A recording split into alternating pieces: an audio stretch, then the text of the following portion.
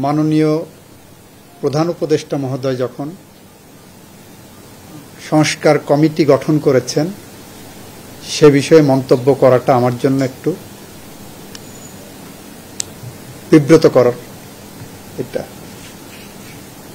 তবে attorney general হিসেবে আইনি ব্যাখ্যা যদি বলেন সেটা বলতে গেলে বলা যায় প্রধান উপদেষ্টা যে উদ্যোগটা নিয়েছেন এটা গণমানুষের আশা আকাঙ্ক্ষার ধারণ করেই এই উদ্যোগটা নিয়েছেন এবং দীর্ঘদিন ধরে এই বিচার বিভাগের সংস্কারের বিষয়ে সংবিধান সংস্কারের বিষয়ে জনগণের মধ্যে একটা দাবি আছে, সেই দাবিটাকে ধারণ করে উনি উদ্যোগটা নিয়েছেন। এটা নিশ্চিতভাবেই একটি ইতিবাচক উদ্যোগ বলে আমি মনে করি। এখন প্রশ্নটা হলো বিচার বিভাগের সংস্কারের কেন প্রয়োজন? বিচার বিভাগের সংস্কারের এই কারণেই প্রয়োজন, বিচার বিভাগ বাংলাদেশের 3টা অঙ্গের একটা। শুধু বাংলাদেশ না, পৃথিবীব্যাপী বিচার বিভাগের ধারণাটাই হলো আইন বিভাগ, শাসন বিভাগ এবং বিচার বিভাগ প্রজাতন্ত্রের বা রাষ্ট্রের 3টা অঙ্গের একটি অঙ্গ। এই 3টা অঙ্গের মধ্যে আবার বিচার বিভাগ যে ক্ষমতাটা প্রয়োগ করে সেই ক্ষমতা হলো সার্বভৌম ক্ষমতা। এই ক্ষমতা কিন্তু অন্যদের থেকে একটু ভিন্ন। এই সার্বভৌম ক্ষমতা প্রয়োগ করে বিচার বিভাগের যারা কর্মকর্তা আছেন, সুপ্রিম কোর্টের বিচারপতি থেকে শুরু করে ট্রায়াল কোর্ট পর্যন্ত, নিম্ন আদালত পর্যন্ত, এরা রাষ্ট্রের সার্বভৌম ক্ষমতা প্রয়োগ করেন। এদের সাথে প্রজাতন্ত্রের অন্য কর্মচারীদের মিলানোর কোনো সুযোগ নাই। এইটা অনেকগুলো জাজমেন্টের মধ্যে সেটেলড হয়েছে। তার একটা হলো অল ইন্ডিয়ান জাজেস অ্যাসোসিয়েশন এর মামলায় ইন্ডিয়ান সুপ্রিম কোর্টে, আমাদের এখানে মাজদার হোসেনের মামলায় সেটেলড হয়েছে, আমাদের এখানে ওয়ারেন্ট অফ প্রেসিডেন্সির মামলায় এটা সেটেলড হয়েছে যে বিচারকরা সার্বভৌম ক্ষমতার প্রয়োগ করেন, they can not be equated with the other servants of the government. কিন্তু বিগত সময়ে দেখা গেছে বিচার বিভাগকে এমনভাবে বিতর্কিত করা হয়েছে, মনে হয়েছে যে ওনারা যারা বাংলাদেশে গণতন্ত্র হত্যার সাথে জড়িত, যারা বাংলাদেশের খুন খারাপি করেছেন, যারা বাংলাদেশে লুটপাট করেছেন, যারা এদের বিরোধিতা করেছেন, সেই বিরোধিতাকারীদেরকে যখন তারা আদালতে উপস্থাপন করেছেন, দেখা গেছে যে আদালত তাদের হয়ে অনেকটা ভূমিকা রেখেছেন। নিম্ন আদালত, কখনো কখনো এটা উচ্চ আদালত পর্যন্ত চলে এসেছে বলে আমরা পত্রপত্রিকায় দেখেছি। এইগুলোকে মাথায় রেখেই বিচার বিভাগ সংস্কারের প্রয়োজন। কারণ আমরা চাই বিচার বিভাগ প্রজাতন্ত্রের সার্বভৌম ক্ষমতা প্রয়োগ করুক, বিচার বিভাগ মানুষের অধিকার প্রতিষ্ঠায় পাশে দাঁড়াক, বিচার বিভাগ সাংবিধানিক যে বিধানগুলো আছে সেগুলো মানুক, আইনগত বিধানগুলো মানুক। এই উদ্যোগটা আমি মনে করি যে অনেক ভালো উদ্যোগ এবং এই উদ্যোগের সাথে সবার একসাথে কাজ করা উচিত। এবং সেখানে অ্যাটর্নি জেনারেল হিসাবে আমার যতটুকু ভূমিকা রাখা প্রয়োজন ওনাদের সাথে কাজ করতে গিয়ে আমি ততটুকু রাখার চেষ্টা করব।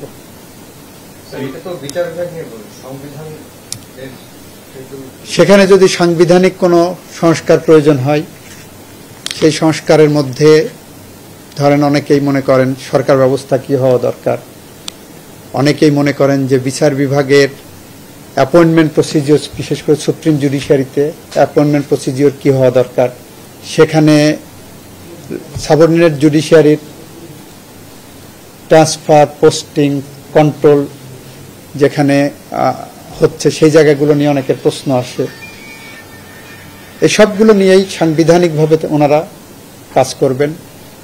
সাংবিধানিক প্রতিষ্ঠানগুলোকে কিভাবে রক্ষা করা যায়, কারণ আমার এখানে বাংলাদেশের যে বাস্তবতা বিগত দিনগুলোতে যেটা আমরা দেখেছি, constitutional and statutory institutions they became subservient to the executive organ of the government. ইন্ডিপেন্ডেন্সিটা এখানে নষ্ট হয়ে গিয়েছিল।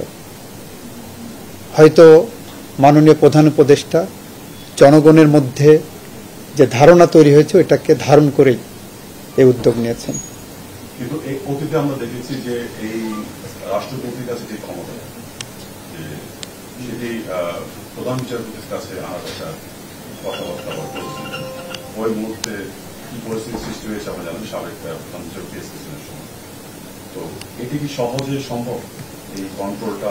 এইটা নিশ্চয়ই সম্ভব। দুইটা, একটা হলো যে আমাদের যারা মানে দায়িত্বে আছেন তাদের নিজস্ব দায়িত্ব কোনটা সেটা আগে ভালো করে তাদের বোঝা দরকার।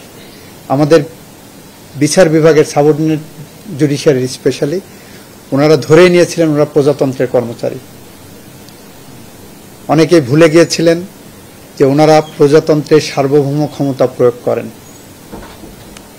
সেকেন্ড হলো রাষ্ট্রপতির ক্ষমতা যেটা বলেন সাংবিধানিকভাবে বর্তমান সাংবিধানিক কাঠামোয় বাংলাদেশের রাষ্ট্রপতি এখানে বসে ওনার সাংবিধানিক কোনো ক্ষমতা নাই। অ্যাপারেন্টলি দেখা যায় দুইটা ক্ষমতা আছে, একটা ক্ষমতা প্রধান বিচারপতি নিয়োগ করা আর একটা হলো প্রধানমন্ত্রীকে নিয়োগ করা। এখন প্রধানমন্ত্রীকে উনি ইচ্ছা করলে যে কাউকে নিয়োগ করতে পারবেন না। যিনি পার্লামেন্টে মেজরিটি কমান্ড করবেন উনি তাকে নিয়োগ করতে পারবেন, তাকেই নিয়োগ করতে হবে। সো থাকলে একটা ক্ষমতা চিফ জাস্টিসের অ্যাপয়েন্টমেন্ট।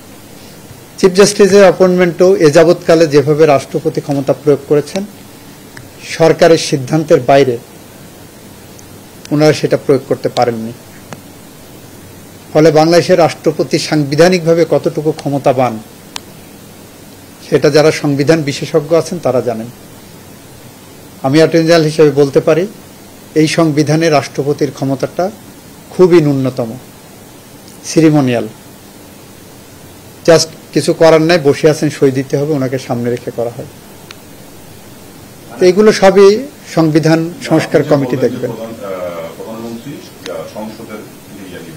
সংসদের যিনি মেজরিটি কমান্ড করবেন। মানে মেজরিটি মানে প্রধানমন্ত্রী যেটা বলেন সবাই কিন্তু দলের পক্ষে সেটা দিতে পারেন না। 70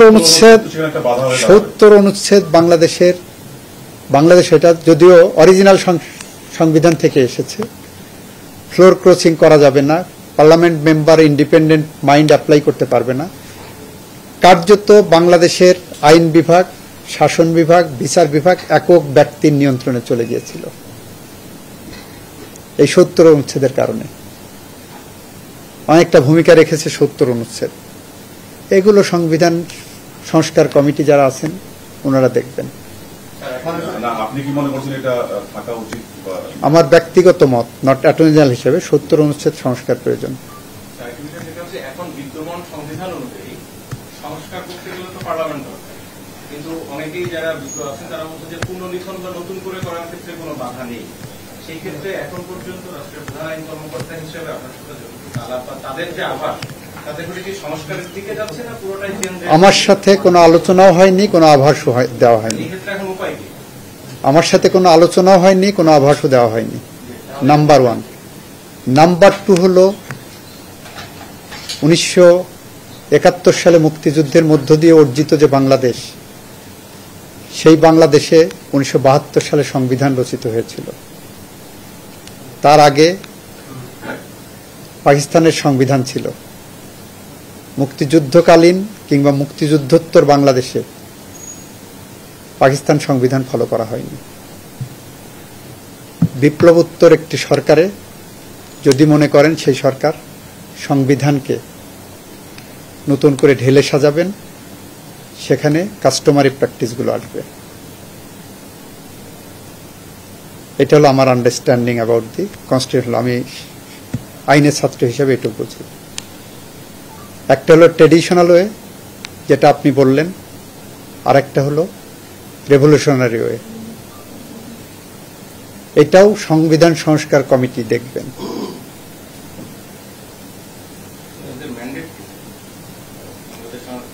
এখন পর্যন্ত এরা সাংবিধানিকভাবেই যাচ্ছেন, বর্তমান সংবিধানের অধীনেই আছেন এখন পর্যন্ত। কারণ এই ক্যাবিনেট ওত নেওয়ার আগে, প্রধান উপদেষ্টা ওত নেওয়ার আগে বাংলাদেশ সুপ্রিম কোর্টের কাছে ওপিনিয়ন চেয়েছিলেন রাষ্ট্রপতি 106 অনুচ্ছেদ অনুসারে, এবং বাংলাদেশ সুপ্রিম কোর্টের আপিল বিভাগ 106 অনুচ্ছেদ অনুসারে ওপিনিয়ন দিয়েছেন যে যে দেশের প্রধানমন্ত্রী পালিয়ে গেছেন, নাই, পার্লামেন্ট মেম্বারদেরকে খুঁজে পাওয়া যাচ্ছে না, প্রজাতন্ত্রের নাগরিকরা অরক্ষিত থাকতে পারেন না, সব ব্যবস্থা কলাপস করতে পারে না, সুতরাং ইন্টারিম গভর্নমেন্ট যেটা ফলো করা হয়েছে সেই ইন্টারিম গভর্নমেন্ট বৈধ, লিখিত ওপিনিয়ন আছে। এবং আমাদের সামনে আরো 2টি উদাহরণ আছে। 1990 সালে যখন প্রশ্ন আসলো এরশাদের আন্ডারে কোনো নির্বাচন হবে না এবং এরশাদের ভাইস প্রেসিডেন্টকেও আমরা মেনে নেব না, মওদুদ সাহেব ছিলেন তখন ভাইস প্রেসিডেন্ট, তখন রাজনৈতিক দলগুলো একটা ঐক্যমতে পৌঁছলেন, যেটার কোনো ওই সময়ের তৎকালীন এক্সিস্টিং সাংবিধানিক কোনো ভিত্তি ছিল না। 3 জোট মনে করলেন যে এইভাবে হবে, প্রধান বিচারপতিকে উপরাষ্ট্রপতি করা হবে, তার কাছে এরশাদ পদত্যাগ করবেন, তারপর উনি অস্থায়ী রাষ্ট্রপতি হয়ে নির্বাচন করবেন। এটার কোনোটাই সংবিধানে কিন্তু ছিল না। পরবর্তীতে শাহাবুদ্দিন সাহেব উপরাষ্ট্রপতি হলেন, ওনার আন্ডারে নির্বাচন হলো, উনি আবার ব্যাক আসলেন প্রধান বিচারপতি হয়ে। এই সব কিছুই পরবর্তী পার্লামেন্ট এসে রেটিফাই করলেন। এটা কিন্তু আমাদের দেশে হয়েছে। সুতরাং এটাকে আপনার কাস্টমারি বলেন বা অতীত ইতিহাস বলেন, যেটাই বলেন না কেন, এটা নাথিং নিউ। স্যার, আরেকটা বিষয় আপনার কাছে জানতে চাই, সেটা হচ্ছে দ্বিপক্ষ বিশিষ্ট পার্লামেন্ট আলোচনা হচ্ছে এবং আলোচনা আরেকটাও হচ্ছে যে এক ব্যক্তির হাতে প্রচুর ক্ষমতা হচ্ছে, তিনি একাধারে দলীয় প্রধান হচ্ছেন আবার প্রধানমন্ত্রীও হচ্ছেন। এই ক্ষেত্রে এই ক্ষমতার ভারসাম্যটা আরেকটা হচ্ছে পরপর 2 মেয়াদের পর আর কেউ যাতে প্রধানমন্ত্রী নির্বাচিত না হতে পারে, এই আলোচনা হচ্ছে। এইটা দেখলাম বিএনপির পক্ষ থেকে এরকম একটা প্রস্তাব দেওয়া হয়েছে, তারেক রহমান সাহেব বলেছেন।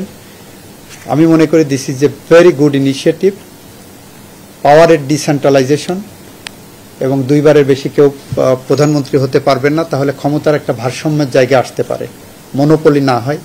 একনায়কতন্ত্র, স্বৈরতন্ত্র বা নৈরাজ্যবাদী সরকার প্রতিষ্ঠার যে ধারা, সেই ধারাটা যাতে ব্যাহত হয়, সেটা একটা ভালো উদ্যোগ হিসেবে দেখছি। তবে এটা পলিসি ডিসিশন, যারা পলিসি মেকার তারা বলবেন। আমি এই কথাটা অ্যাটর্নি জেনারেল অফিসের ইন্টারপ্রিটেশনের বিষয় না, তবে প্রজাতন্ত্রের একজন নাগরিক হিসাবে আমি বলতে পারি এটা খুব ভালো উদ্যোগ।